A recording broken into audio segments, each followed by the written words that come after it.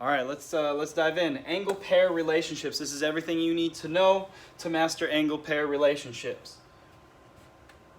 All right, this is all about vocabulary.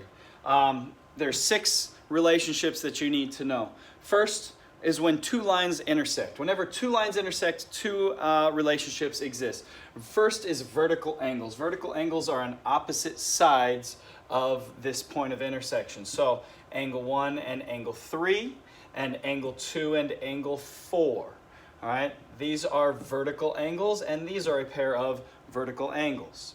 All right, the second relationship you need to know is a linear pair. What is a linear pair? Well, it comes from the word line and pair meaning 2. So it's 2 angles that form a line. So here, angles 1 and 2 together form a straight line, so they are a linear pair.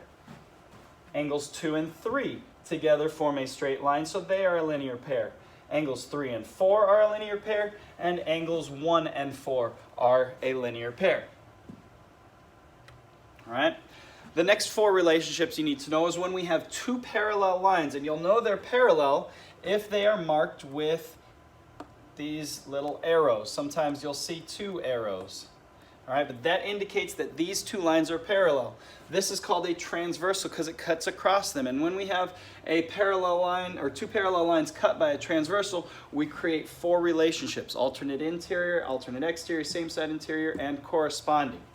All right, let's take a look at each of those. So alternate interior angles are 3 and 6. Well, how come they're alternate interior? Well, they're both between the lines, and one's on the left side, one's on the right side.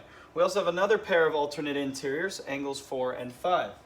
All right, alternate exterior angles, angles 1 and 8. What makes them alternate exterior angles? Well, they're outside the parallel lines. One is on the left side of the transversal, one's on the right side of the transversal. Okay, second pair of alternate exterior angles are 2 and 7. All right, now let's look at same side interior.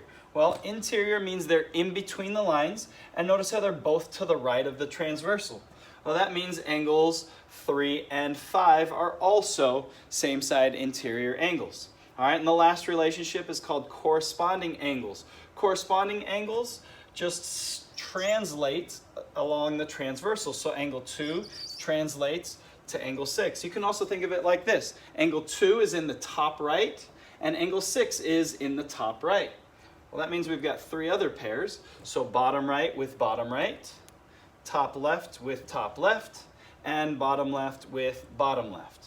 All right, so once you know the relationships, now we need to know the conclusion that goes with them.